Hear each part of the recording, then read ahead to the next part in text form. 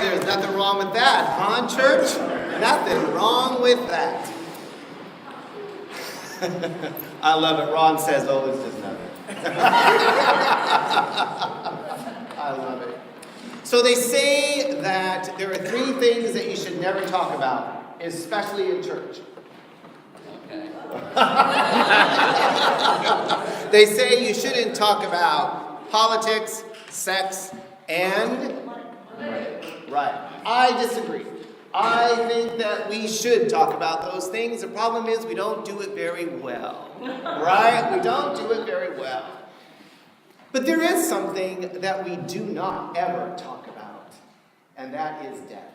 We never, ever talk about it in a way that we're like, oh, let's talk about death, right?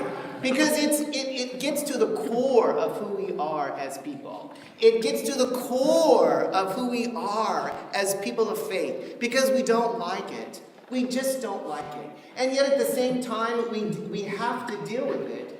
On some level, we will not only deal with death as it comes in our lives, but also we die to many kinds of deaths all the time.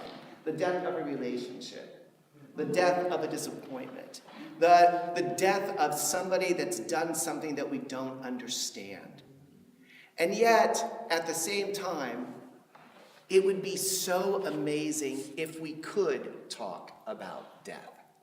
Because it would open us up to experience the fullness of God and the fullness to realize that God has it all under control.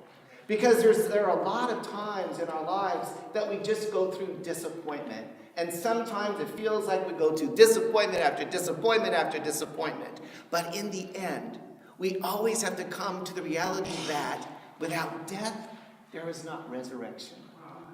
Without Good Friday, there is no Easter.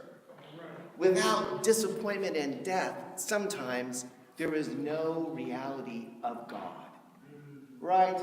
Now, I would imagine that the Greeks had no idea when they said, we want to see Jesus. We want to see Jesus. That Jesus was going to, in turn, talk to them about his death. Right? But I think there's something for us to learn in that, right? And it's an amazing thing that when we think about our own lives, we want to see Jesus. I want to see and experience Jesus in my life because sometimes that's just where it ends. Sometimes that's where my hope comes from, is just seeing Jesus. And you know where it's really easy to find Jesus? Is in our prayer list, right? If you stop and examine what you pray for, you will sometimes also experience Jesus. So this week I thought about my own life, right? What do I pray for? I pray for you, and I see Jesus all the time. There were times in my life that when I was a child, I prayed for a dog. Now, not Bentley, because he's a wonderful dog, but I prayed for a dog. And I promised God that if I had a dog, I would take care of that dog, and I would teach the dog tricks, and that dog would have a great life, right? And then I remember when I was in college, I prayed for good grades, right? And then, oh, Lord. And then when I was in seminary, I prayed also for the ability to take my ordination exams and then to be ordained, and then that I would find a church that would have me. Now, 30 years later, I've served 7 churches, and how amazing that is. And God knows I appreciate you all, because in that reality, I have seen Jesus here. Sometimes, though, our reality is that we pray for things just so Jesus can do things for us. So it's as if we want to experience Jesus in what we want. And the reality is, Jesus is always present in our lives, even when things turn out differently than what we imagined they would be. Ooh. I love it. In the death and resurrection of Jesus, when we say I want to see Jesus, and I want to know that everything is going to be okay. Jesus says that if you do not die, you will not bear fruit. So that in death, his death, he bears fruit because death does not have the last word. That's where we take our hope, is that in the death and resurrection of Jesus, we are given eternal life. We are given a new reality, and we experience death and resurrection all the time. All the time. How many times have you been through something in your own life where you thought, I didn't know that this was going to happen, whatever it is. How many times have you prayed for something and you would have cut yourself out, you would have cut yourself short if you would have got what you wanted? Instead, what God gave you was far greater than what you ever imagined. Have you ever had an experience like that, church? My hunch is that we have more of them than we could ever imagine. Or what about an illness? Have you ever been through an illness and all of a sudden, because you showed up for life, you showed up for the doctor's appointments, that the illness was able to be reconciled? And if it wasn't, if the illness wasn't, how many times have you had a wonderful experience during that trial? Because it is true. There is always resurrection from death.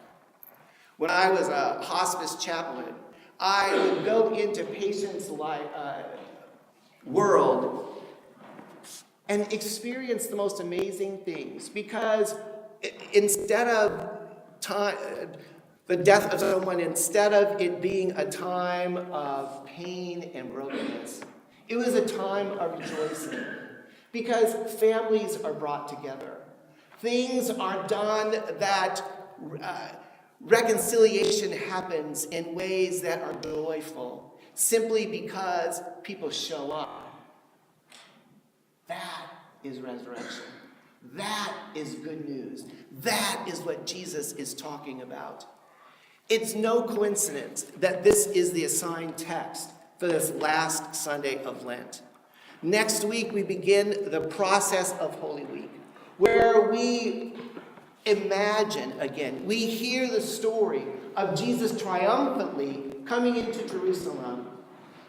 Jesus cannot triumphantly go into Jerusalem without knowing obedience. He goes into Jerusalem knowing that he will be triumphant because he has surrendered his life to God. And that we too go into the many Holy Weeks that we experience, knowing that God gives us the grace to be able to handle anything that happens in our life. Because as people of faith, we know the end of the story. There is no reason to give up. There is no reason to ever say, I'm defeated. Because God's grace is sufficient. No matter what you go through, God is willing to be there, even when we do not believe it. Because that's God. In our own strength, we don't experience what resurrection is about, because we want so much to hold on. Our what ifs of life. What if I fail? What if this doesn't turn out? What if? Whatever it is. But God says, what if you give it to me? What if you surrender to whatever it is in your life that is holding you back? Can you believe that my grace is sufficient? Can you believe that there is goodness that will come out of any situation? Can you believe that God is on your side? I personally think that it's a good thing for us to have these questions. It's a good thing for us to get to a point in our life where we surrender it all. When we say, I don't know. I just don't know. Because it's in the surrendering that we are lifted up. It's in the surrender that we experience new life. It's in the surrender that we realize that God is alive.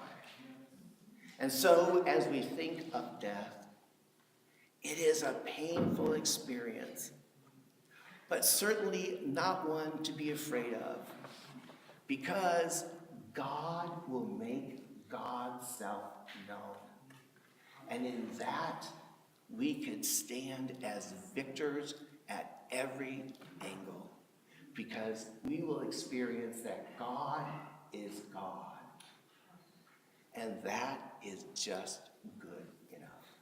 Amen. Amen.